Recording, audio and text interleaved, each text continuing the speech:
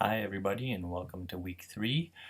Today and this week we're focusing on getting connected and building a community.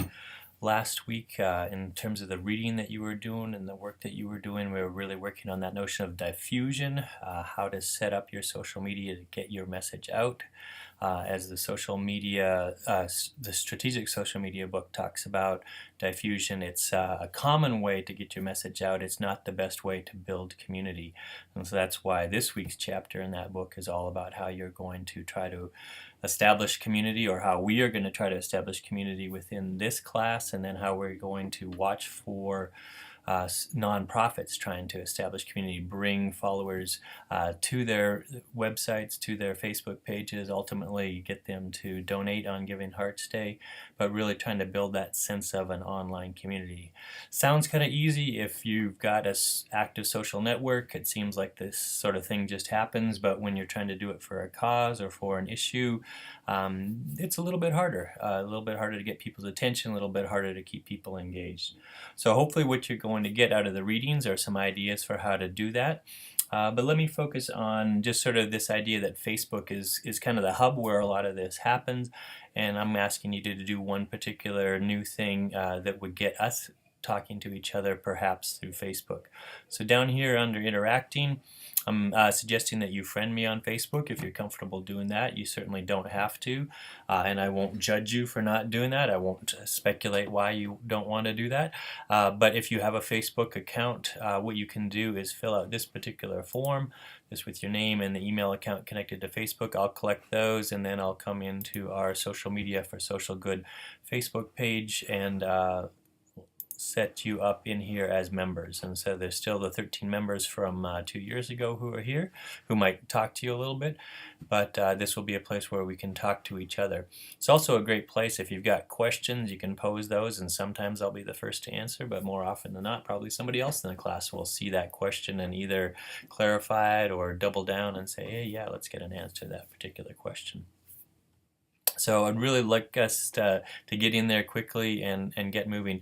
The other way that we can interact, obviously, or one other way, is through Twitter. I've set up the Twitter list that has, again, the students who are in this year's class, but also you can see Hannah Honeyman from 2 years ago is pretty active. Jalen and Dean are going crazy with football posts in here somewhere. I don't know, Dean's football post. There we go. But we're still not quite talking to each other through Twitter. And it's, I think, a harder medium in some respects to talk to one another, although I've got a few people on Twitter that's my preferred way of interacting with them.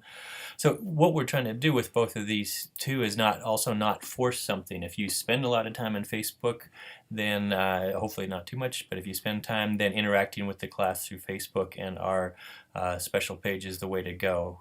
If you spend more time on Twitter and interacting with some members of the class through Twitter is the way for you to most effectively talk to each other, that's fine too.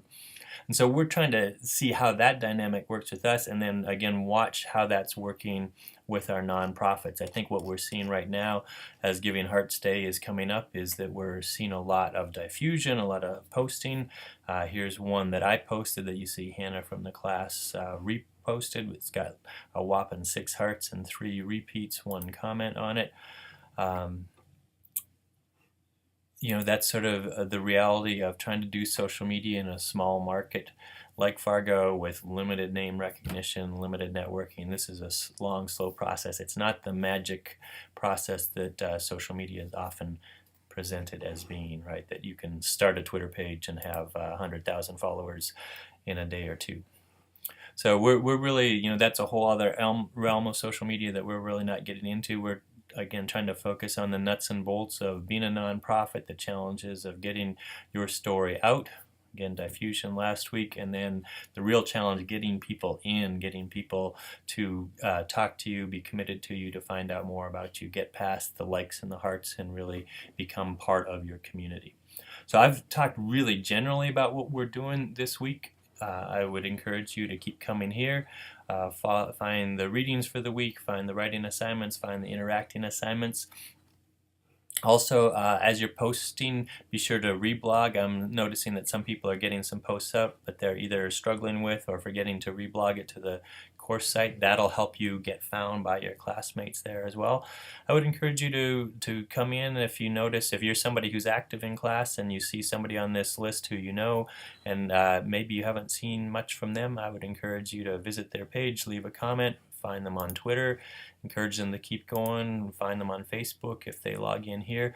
But this is a chance for us to really try to use that power of community to get people up and moving in this class, right? I have, if you're struggling and you're, as I said in week 1, having trouble making time for it in class, that's part of the class, right? Trying to figure out how to interact, how to do all of this work, how to connect with people and build a community, even if they're people you don't know or people that you only know through acquaintances, through 1 or 2 other classes. This is our chance to see, can social media really work to bring strangers together in an effective way and to build a real community, or is it primarily about following celebrities and liking things? So that's the fundamental question that we're trying to get at.